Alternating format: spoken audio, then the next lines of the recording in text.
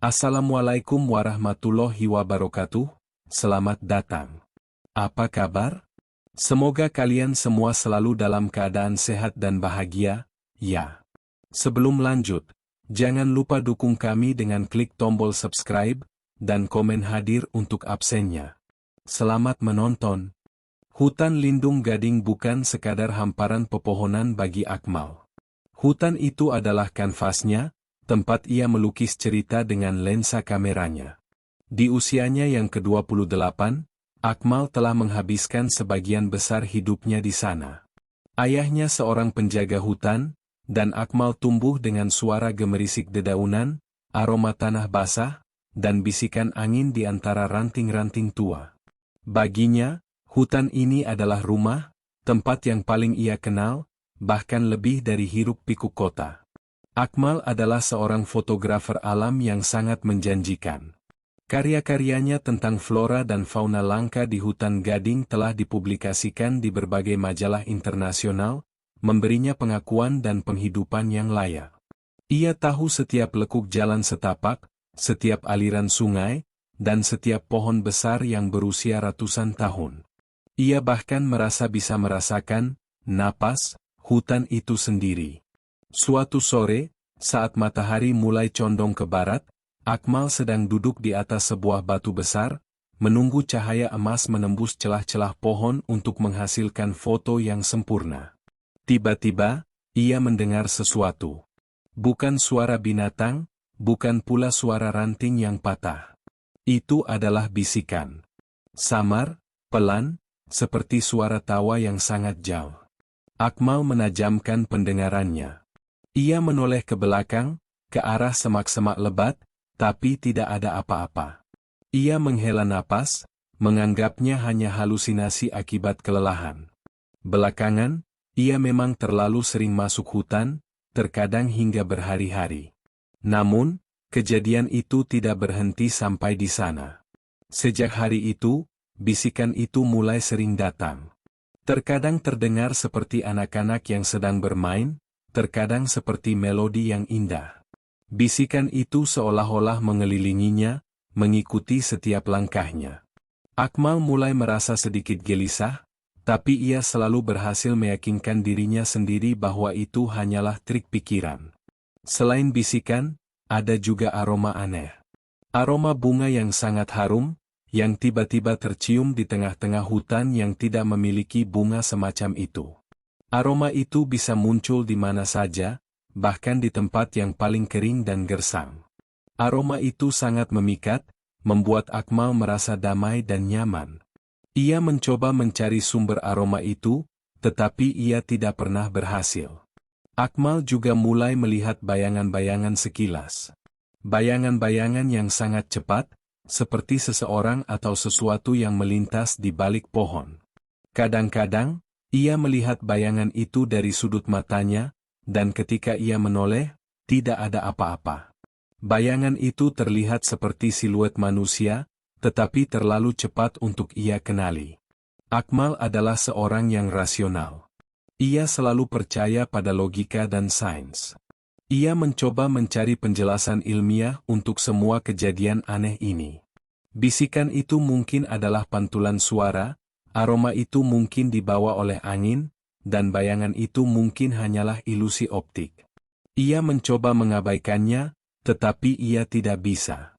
Kejadian-kejadian itu seolah-olah ingin menarik perhatiannya. Puncaknya, suatu malam, saat ia sedang beristirahat di tendanya, ia melihat sesuatu. Di depan tendanya, berdiri sebuah sosok. Sosok itu tampak seperti seorang wanita, dengan rambut panjang dan pakaian tradisional. Sosok itu tidak bergerak, hanya menatap tendanya. Akmal membeku ketakutan. Ia mengambil senternya, dan menyorot ke arah sosok itu. Namun, sosok itu menghilang. Akmal tidak bisa tidur malam itu. Ia tidak lagi bisa menyangkalnya. Ada sesuatu di hutan ini yang bukan berasal dari dunia manusia. Sesuatu yang mencoba menghubunginya. Akmal tidak tahu, semua pertanda itu adalah sebuah ajakan. Sebuah ajakan dari dunia lain, Sebuah ajakan dari makhluk-makhluk yang selama ini hidup berdampingan dengannya. Ajakan yang akan mengubah hidupnya selamanya. 1 minggu setelah kejadian itu, Akmal kembali ke hutan Gading. Kali ini, bukan untuk bekerja, melainkan karena ia merasa terpanggil.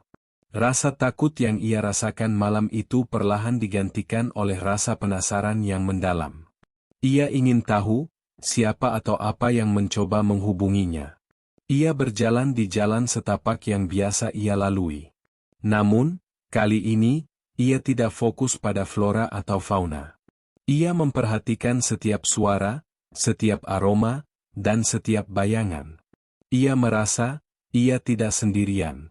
Saat ia sampai di sebuah perempatan jalan setapak, ia melihat sesuatu yang aneh. Sebuah jalur setapak baru. Jalur itu tidak pernah ia lihat sebelumnya, dan ia tahu setiap lekuk hutan ini. Jalur itu terlihat sangat alami, seolah-olah sudah ada di sana selama ribuan tahun, namun Akmal yakin, itu adalah hal baru. Samsir ragu-ragu. Ia merasa ini adalah jebakan. Namun, rasa penasaran yang lebih besar menguasainya. Ia memutuskan untuk mengikuti jalur itu. Jalur itu membawanya menembus semak-semak lebat, melewati pohon-pohon besar, dan akhirnya, ia sampai di sebuah tempat yang menakjubkan. Sebuah kolam air terjun yang indah. Airnya sangat jernih, dan di sekelilingnya, tumbuh bunga-bunga yang memancarkan cahaya lembut. Matahari sore menembus celah-celah pepohonan, menciptakan pemandangan yang magis. Akmal merasa terpana. Ia tidak pernah tahu, ada tempat seindah ini di hutan Gading. Dan di tengah kolam, berdiri sebuah sosok. Sosok perempuan yang ia lihat malam itu di depan tendanya. Ia tidak lagi ketakutan, melainkan terpesona. Sosok itu mengenakan pakaian tradisional yang terbuat dari daun dan bunga, rambutnya panjang dan hitam, dan matanya memancarkan cahaya yang tidak biasa. Sosok itu tidak terlihat seperti manusia. Ia terlihat seperti makhluk dari dongeng. Sosok itu menoleh ke arah Akmal. Ia tersenyum. Senyumannya sangat indah, tulus, dan menenangkan. Akmal merasa semua ketakutannya menghilang. Ia hanya merasa damai. Sosok itu mengangkat tangannya, mengisyaratkan Akmal untuk mendekat. Akmal ragu-ragu, namun ia melangkah maju. Ia merasakan sebuah energi spiritual yang kuat dari sosok itu. Energi itu tidak terasa menakutkan, melainkan menenangkan dan menenteramkan. "Kau datang," kata sosok itu, suaranya seperti melodi yang indah. Akmal terkejut. "Kau bisa bicara?" "Aku bisa," jawab sosok itu. "Aku sudah menunggumu." Akmal bingung. "Menunggu saya? Kenapa?"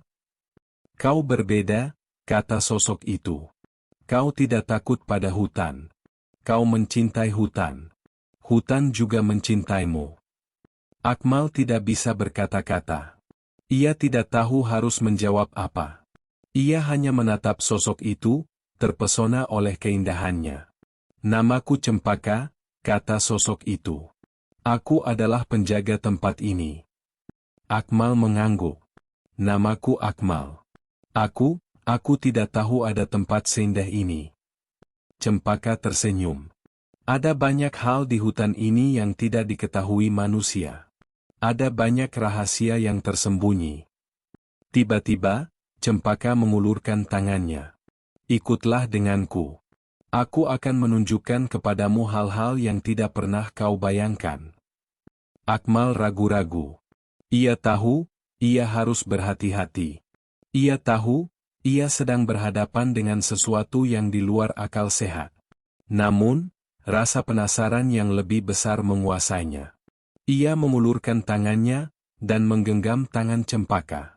Tangan Cempaka terasa dingin, seperti embun pagi. Mereka berjalan menembus pepohonan. Akmal melihat pemandangan-pemandangan yang tidak nyata.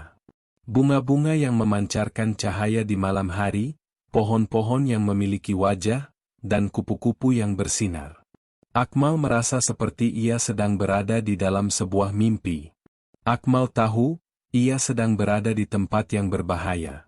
Ia tahu, ia sedang berhadapan dengan orang bunian. Ia tahu, ia harus berhati-hati. Namun, rasa takut yang ia rasakan perlahan digantikan oleh rasa kagum. Ia merasa, ia telah menemukan surga yang tersembunyi.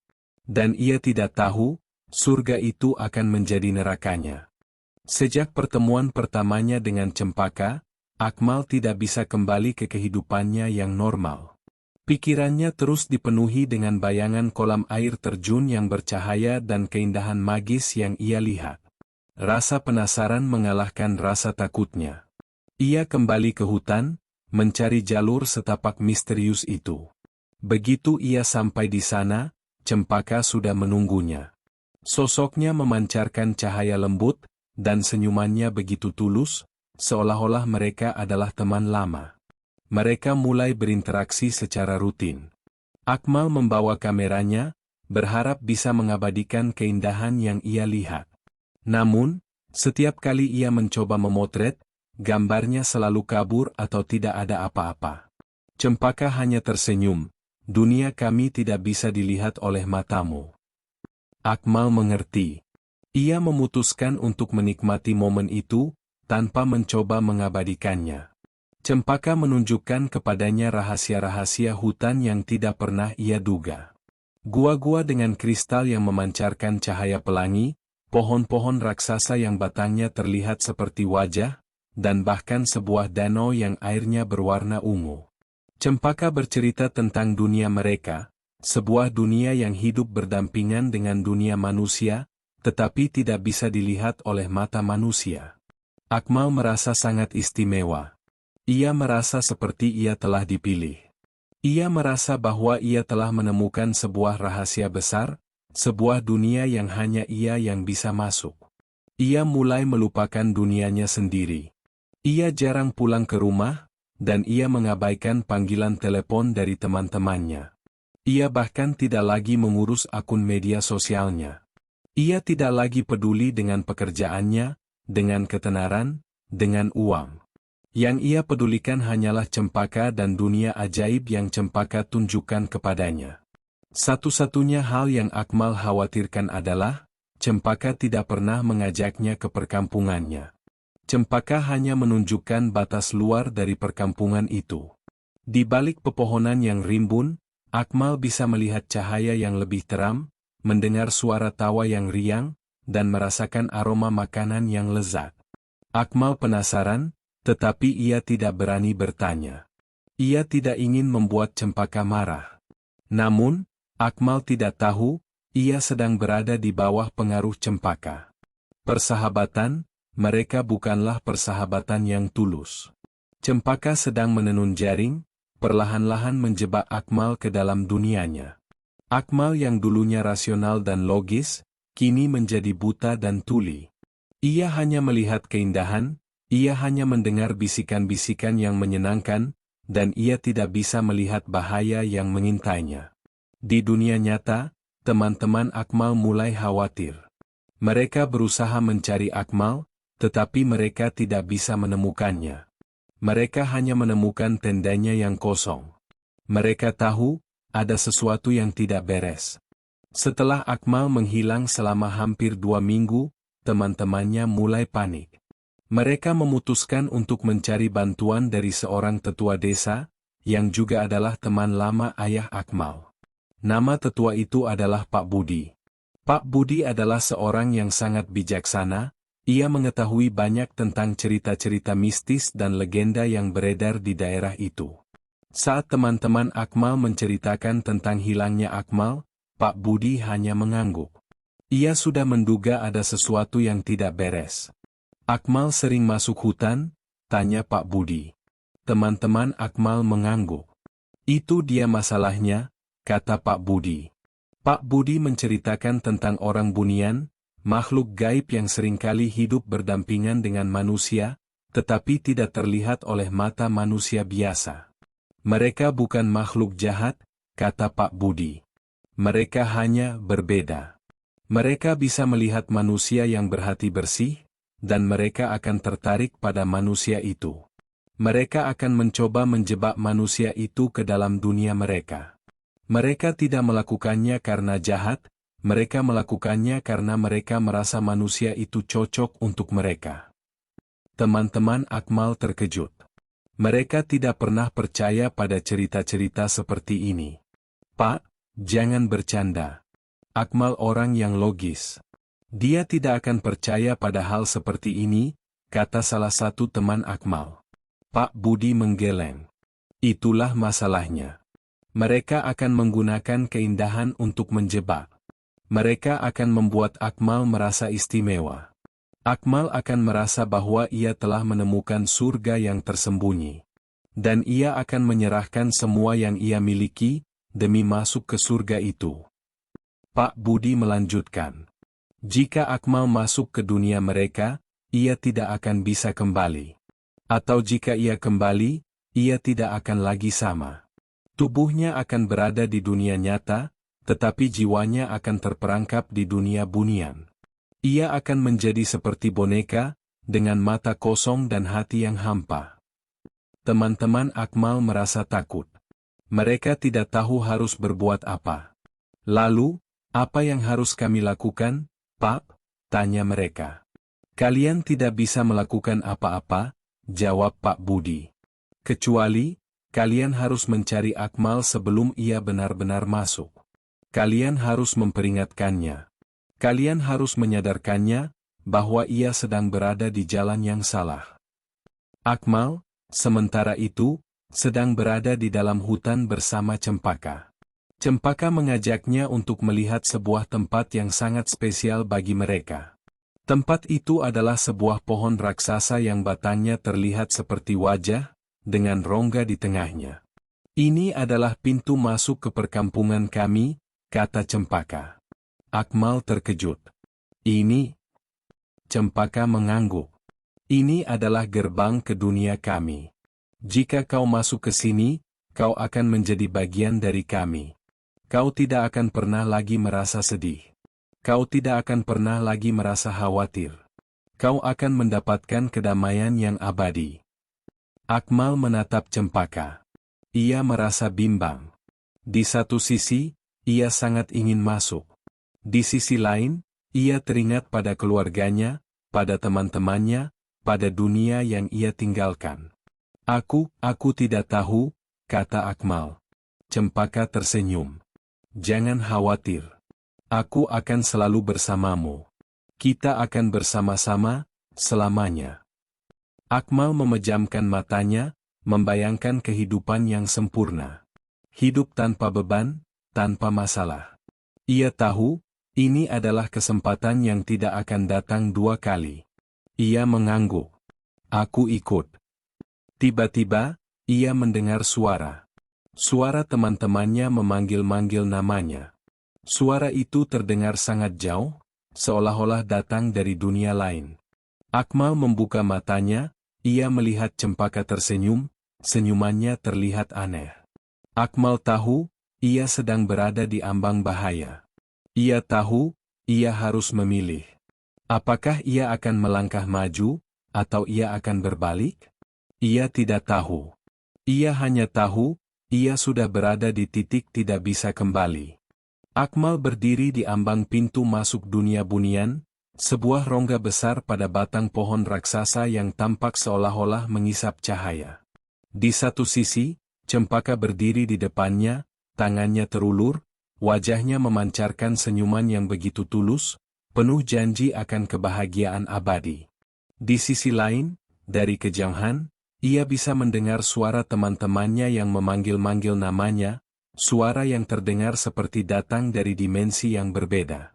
Suara itu adalah pengingat terakhir dari dunia yang ia tinggalkan. Hati Akmal bergejolak.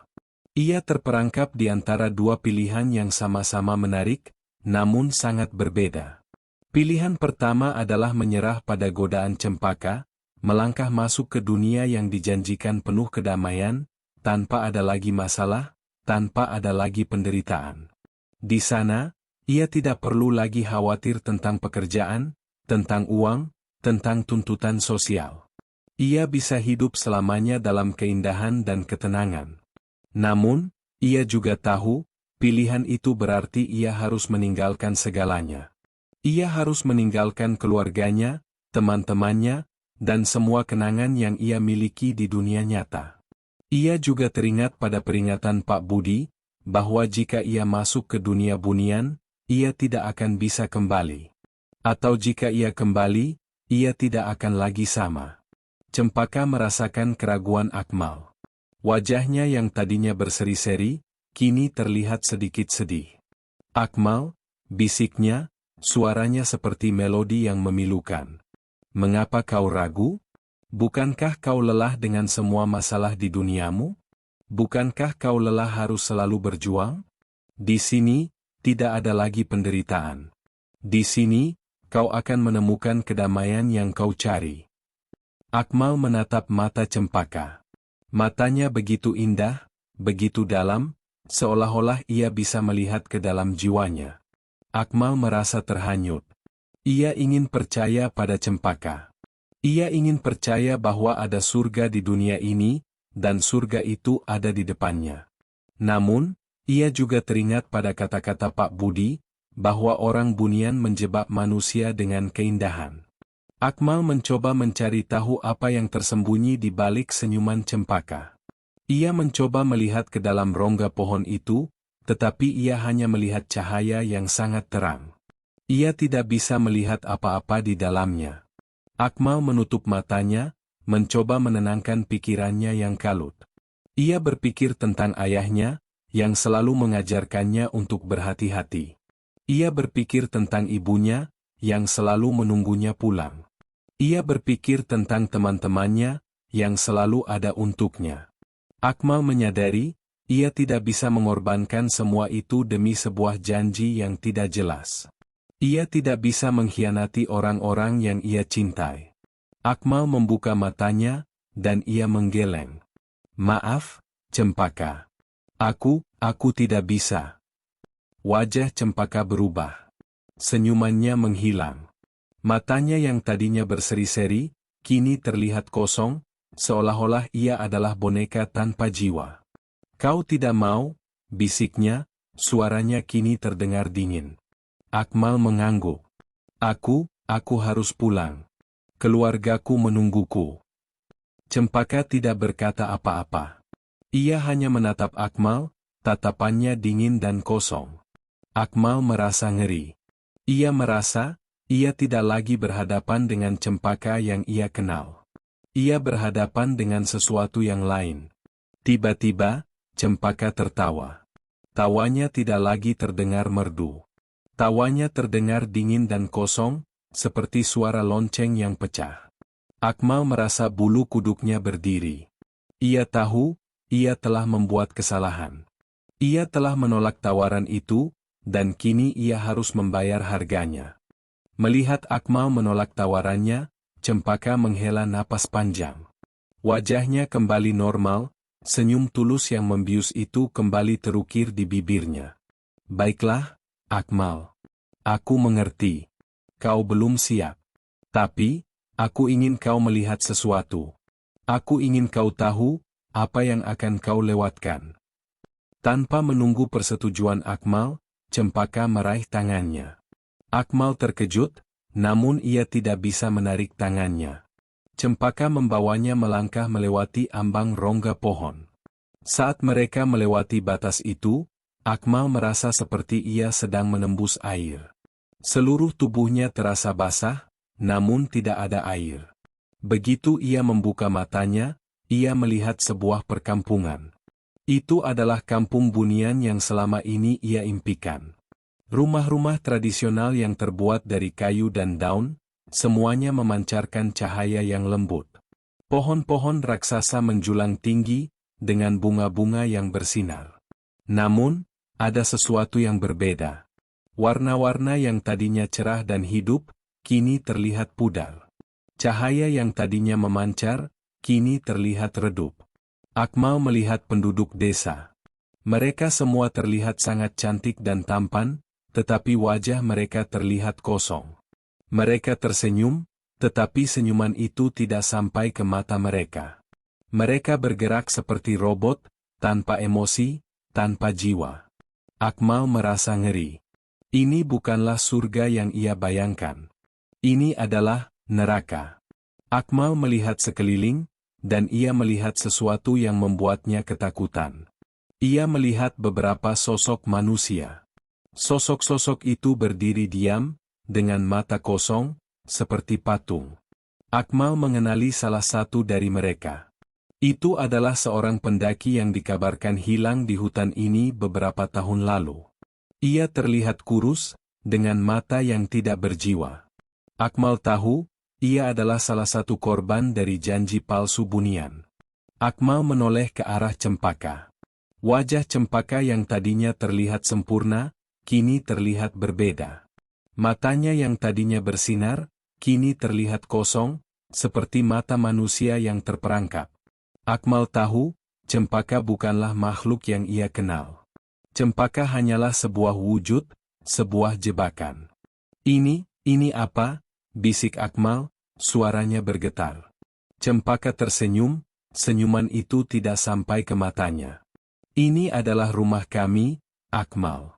Ini adalah surga yang kau cari. Bukankah ini indah? Akmal menggeleng. Tidak. Ini bukan surga. Ini adalah penjara. Akmal mencoba melepaskan tangannya dari genggaman Cempaka, tetapi ia tidak bisa. Genggaman Cempaka begitu kuat, seperti belenggu yang mengikatnya. Lepaskan aku, teriak Akmal. Cempaka tidak menjawab. Ia hanya tersenyum. Dan di saat itu, Akmal tahu, ia telah melakukan kesalahan besar. Ia telah masuk ke dalam perangkap. Ia telah menyeberangi batas, dan kini, ia tidak bisa kembali. Tiba-tiba, Akmal merasakan sesuatu. Ia merasakan sebuah energi spiritual yang kuat, yang datang dari dalam dirinya. Itu adalah energi dari cinta dan doa keluarganya. Ia merasakan bahwa ia tidak sendirian. Ia tahu, ia harus berjuang. Ia harus melawan. Ia harus keluar dari tempat ini. Akmal mengumpulkan semua kekuatannya. Ia berteriak, dan ia berhasil melepaskan tangannya dari genggaman Cempaka. Ia berlari. Ia tidak tahu harus kemana. Ia hanya tahu, ia harus lari. Ia harus keluar dari dunia yang menakutkan ini. Cempaka tidak mengejarnya. Ia hanya berdiri di sana, menatap Akmal yang berlari dengan wajah kosong. Ia berbalik, dan ia kembali ke dalam rumahnya, meninggalkan Akmal sendirian di dalam dunia yang asing, dingin, dan menakutkan. Akmal tidak tahu. Perjalanannya belum berakhir. Ia tidak tahu, ia baru saja memulai sebuah perburuan. Sebuah perburuan di mana ia adalah mangsanya, dan para Bunian adalah pemburunya. Akmal tahu, ia harus melarikan diri, atau ia akan menjadi seperti patung-patung manusia yang ia lihat tadi. Ia tidak akan pernah lagi bisa pulang. Kengerian merayap di setiap sudut.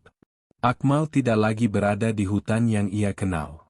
Pepohonan yang tadinya terlihat damai kini tampak bengkok dan menyeramkan, dengan cabang-cabang yang seolah-olah ingin mencengkeramnya. Jalur setapak yang ia lewati kini berputar-putar, membawanya kembali ke titik yang sama. Ia berlari sekuat tenaga, tetapi tidak ada pintu keluar. Ia terperangkap. Bisikan-bisikan yang tadinya terdengar merdu, kini berubah menjadi suara tawa yang mengejek. Akmal melihat bayangan-bayangan sekilas, bukan lagi sekadar bayangan, melainkan sosok-sosok Bunian yang mengelilinginya. Mereka tidak berlari, mereka hanya berdiri, menatapnya, dan tertawa. Tawa mereka terdengar dingin dan kosong, seperti suara lonceng yang pecah. Akmal tahu, mereka sedang bermain-main dengannya. Mereka tidak ingin menyakitinya, mereka hanya ingin menggodanya, mematahkan semangatnya, dan membuatnya menyerah. Akmal mencoba untuk tetap rasional. Ia mengambil ponselnya, tetapi layarnya hanya menunjukkan gambar hutan yang ia masuki. Ia mencoba mengambil kompasnya, tetapi jarumnya berputar tak karuan. Ia tahu, di dunia ini, hukum alam tidak berlaku. Ia tidak bisa mengandalkan logika atau sains. Ia hanya bisa mengandalkan instingnya. Ia terus berlari, napasnya terengah-engah, jantungnya berdebar kencang.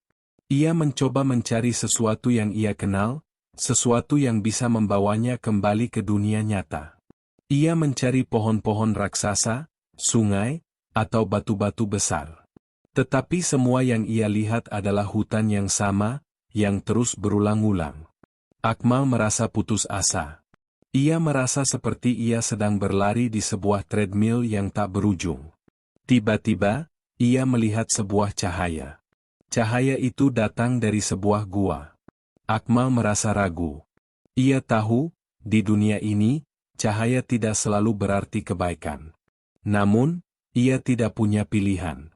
Ia harus mengambil risiko. Ia berlari ke arah gua itu. Saat ia masuk ke dalam gua, ia terkejut. Gua itu dipenuhi dengan kristal yang memancarkan cahaya. Di tengah gua, ada sebuah danau kecil yang airnya memancarkan cahaya. Akmal merasa damai. Ia merasa, ia telah menemukan sebuah tempat persembunyian. Namun, ia tidak tahu. Tempat itu adalah jebakan lain. Dari dalam danau, muncul sosok-sosok. Sosok-sosok itu terlihat seperti manusia, tetapi wajah mereka kosong dan mata mereka tidak berjiwa. Mereka mendekati Akmal, tangan mereka terulur, seolah-olah ingin mengajaknya bergabung. Akmal menyadari, mereka adalah manusia yang terperangkap di dunia ini. Mereka adalah boneka yang tidak memiliki jiwa. Akmal berteriak, dan ia berlari keluar dari gua itu. Akmal terus berlari. Ia tidak tahu harus kemana. Ia hanya tahu, ia tidak bisa berhenti. Ia tahu, jika ia berhenti, ia akan menjadi seperti patung-patung manusia yang ia lihat tadi. Ia tidak akan pernah lagi bisa pulang. Akmal terus berlari, tetapi ia merasa semakin lelah. Bisikan-bisikan itu semakin kuat, tawa itu semakin dingin. Ia melihat sosok-sosok bunian di sekelilingnya, mereka tidak lagi tertawa. Mereka menatapnya, tatapan mereka dingin dan kosong. Akmal tahu, waktu bermain telah berakhir. Mereka akan menangkapnya. Tiba-tiba, ia teringat pada kata-kata Pak Budi. Benda dari dunia manusia, seperti besi dan garam, dapat mengusir mereka. Akmal merogoh tasnya.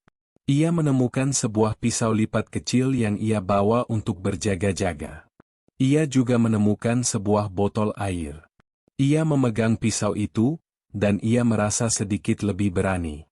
Ia juga teringat pada ayahnya.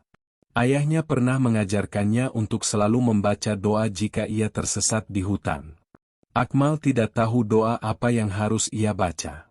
Ia hanya bisa membaca doa yang ia tahu, doa yang sering ia dengar dari ibunya. Ia membaca doa itu, berulang-ulang. Seketika, ia merasakan sebuah energi yang berbeda. Energi itu terasa hangat, seperti sebuah pelukan. Ia melihat bayangan ayahnya, berdiri di belakangnya, tersenyum padanya. Samsir merasa tidak sendirian. Ia tahu, keluarganya sedang mendoakannya. Samsir merasa ada harapan. Ia melihat sebuah jalur setapak yang tidak seperti jalur lainnya. Jalur itu terlihat lebih gelap, lebih menakutkan, tetapi ia merasa, jalur itu akan membawanya keluar. Ia berlari ke arah jalur itu. Sosok-sosok bunian itu mencoba untuk menghentikannya. Mereka membuat pohon-pohon tumbuh di hadapannya, mereka membuat semak-semak menjadi lebat, mereka membuat suara-suara yang menakutkan.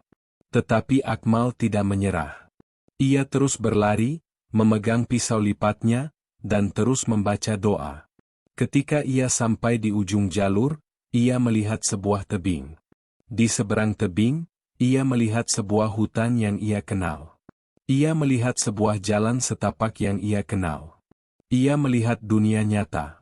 Samsir tidak ragu-ragu. Ia melompat dari tebing, dan ia jatuh. Ia merasa seperti ia jatuh ke dalam air, tetapi ia tidak basah. Ia membuka matanya, dan ia melihat ia berada di dalam hutan yang ia kenal. Ia melihat matahari bersinar cerah, ia mendengar kicauan burung, dan ia mencium aroma tanah yang basah. Ia telah berhasil keluar. Ia melihat ke belakang. Ia melihat sebuah kabut tebal, yang menutupi tebing dan hutan bunian. Ia tahu, ia tidak akan pernah bisa kembali ke sana. Ia tahu, ia telah berhasil melarikan diri. Ia berjalan ke arah jalan setapak, ia melihat mobilnya. Ia mengambil ponselnya, dan ia melihat sinyalnya kembali. Ia melihat jamnya. Ia telah berada di dalam hutan bunian selama 3 hari. Di dunia nyata, ia baru menghilang selama beberapa jam. Samsir terkejut. Ia tidak tahu, waktu di dunia bunian berjalan berbeda. Ia melihat dirinya di cermin mobil. Wajahnya terlihat kurus, matanya cekung, dan rambutnya panjang. Ia terlihat seperti ia telah menua selama bertahun-tahun. Samsir tahu, ia tidak akan pernah melupakan pengalaman ini. Pengalaman yang mengubah hidupnya. Ia tahu, ia harus kembali ke rumah. Ia harus kembali ke keluarganya. Ia tahu, ia harus berjuang untuk menjadi pribadi yang lebih baik. Ia harus menghadapi kenyataan. Dan ia akan melakukannya, dengan semua kekuatan yang ia miliki. Akmal kembali ke dunia nyata. Ia mengendarai mobilnya, meninggalkan hutan lindung gading yang kini terasa asing dan menakutkan baginya. Sepanjang perjalanan, ia terus-menerus memutar kembali adegan-adegan yang ia alami di dunia bunian. Setiap detik, setiap bayangan, setiap bisikan, terasa begitu nyata. Ia tidak bisa lagi menyangkalnya. Ia telah melintasi batas antara dua dunia, dan ia telah melihat apa yang tersembunyi di balik keindahan. Saat ia sampai di rumahnya, hari sudah malam. Lampu di dalam rumahnya menyala. Ia melihat bayangan keluarganya dari jendela. Akmal merasa ragu. Ia merasa dirinya tidak pantas untuk masuk. Ia merasa, ia tidak lagi sama. Ia merasa, ia telah mengkhianati mereka. Namun, ia tahu, ia harus masuk. Ia harus menghadapi kenyataan. Ia harus menghadapi dirinya sendiri. Ia menarik napas dalam-dalam, dan ia membuka pintu. Begitu ia masuk, ia melihat ibunya, ayahnya, dan adiknya duduk di ruang tamu. Wajah mereka terlihat cemas dan lelah. Begitu mereka melihat Akmal, mereka terkejut. "Akmal, kamu dari mana saja? Kami mencari kamu di mana-mana," teriak ibunya, air matanya menetes. Akmal tidak bisa berkata-kata. Ia hanya berdiri diam, matanya kosong. Ia tidak bisa tersenyum, ia tidak bisa memeluk mereka. Ia merasa tubuhnya ada di sana, tetapi jiwanya masih terperangkap di dunia bunian. Ayahnya menghampiri Akmal. "Nak, kamu kenapa? Kamu sakit?" tanyanya, suaranya cemas. Akmal menggeleng. "Ayah, Ibu, maafkan aku." Akmal duduk di sofa, dan ia mulai menceritakan semuanya. Ia menceritakan tentang perjalanannya, tentang hutan lindung gading, tentang orang bunian, tentang cempaka, dan tentang dunia yang menakutkan itu. Ia tidak menyembunyikan apapun. Ia tahu, ia harus jujur. Keluarganya mendengarkan dengan saksama. Mereka terkejut, mereka takut, tetapi mereka tetap mendengarkan. Mereka tahu, Akmal tidak berbohong.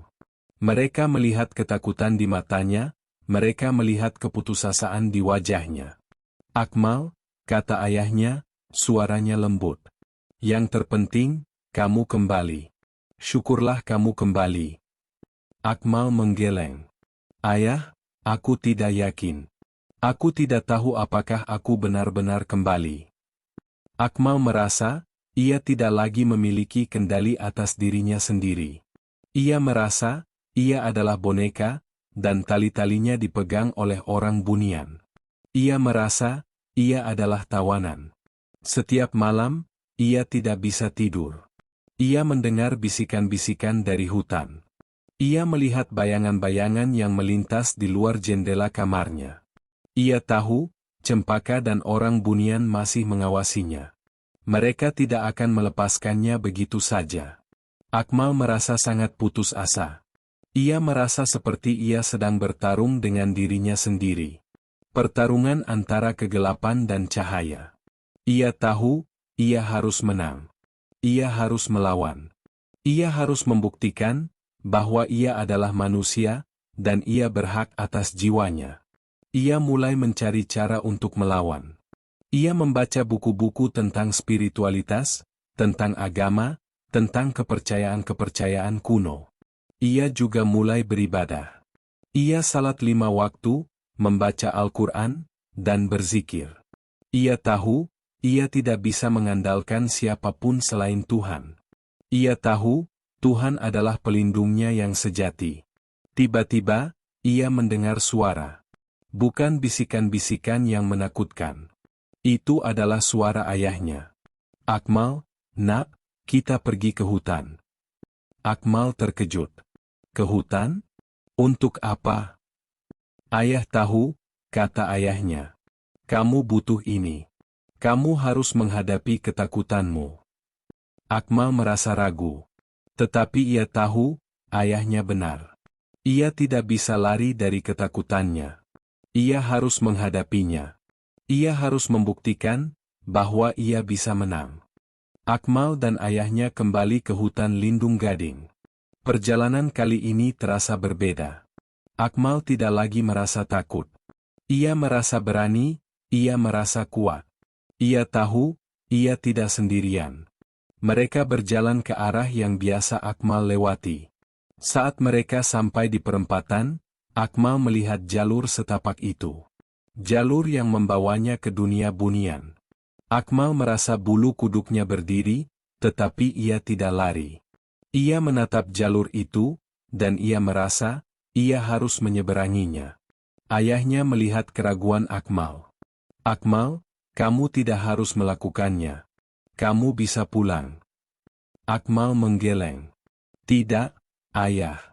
Aku harus menghadapi ini. Akmal melangkah ke dalam jalur itu. Ia tidak lagi melihat bayangan-bayangan. Ia tidak lagi mendengar bisikan-bisikan. Ia hanya berjalan, dengan keyakinan yang kuat. Ia sampai di depan pohon raksasa. Rongga di tengah pohon itu terlihat gelap dan menakutkan. Ia tahu, di balik rongga itu, ada dunia yang menunggunya. Ia tahu, Cempaka dan orang Bunian sedang mengawasinya. Tiba-tiba, ia mendengar suara. Bukan suara Cempaka. Itu adalah suara ayahnya. Akmal, nak, kamu kenapa? Akmal menoleh ke belakang. Ia melihat ayahnya, memegang bahunya. Ayah, aku baik-baik saja. Akmal terkejut. Ia tidak sadar, ia telah melangkah maju. Ia telah melewati batas. Tetapi kali ini, ia tidak merasakan apa-apa.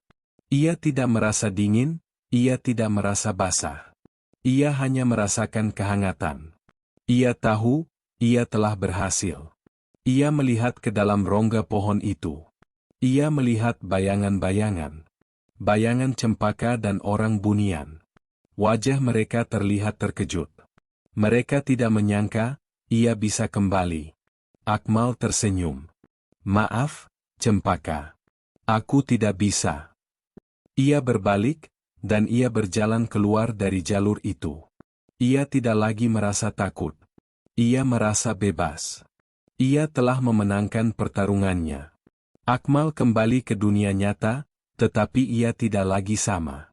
Tubuhnya kembali normal, dan ia tidak lagi melihat bayangan-bayangan. Namun, ia tahu, ia telah berubah. Ia menjadi pribadi yang lebih bijaksana, yang lebih menghargai hidup. Ia kembali ke keluarganya, tetapi ia tidak lagi menjadi Akmal yang sama. Ia menjadi Akmal yang baru. Akmal yang telah belajar dari kesalahannya. Akmal yang telah memenangkan pertarungannya. Akmal yang telah kembali, tetapi selamanya akan menjadi bagian dari dunia Bunian. Akmal melanjutkan hidupnya, ia kembali menjadi fotografer alam. Tetapi, ia tidak lagi mengunjungi hutan lindung Gading. Ia tahu, ia tidak akan pernah bisa kembali ke sana. Namun, ia selalu membawa pelajaran dari tempat itu.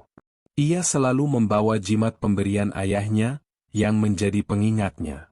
Pengingat bahwa kebaikan akan selalu menang atas kejahatan. Pengingat bahwa keimanan akan selalu mengalahkan hawa nafsu. Dan pengingat bahwa ia adalah pribadi yang lebih baik, yang tidak lagi mengejar jalan pintas.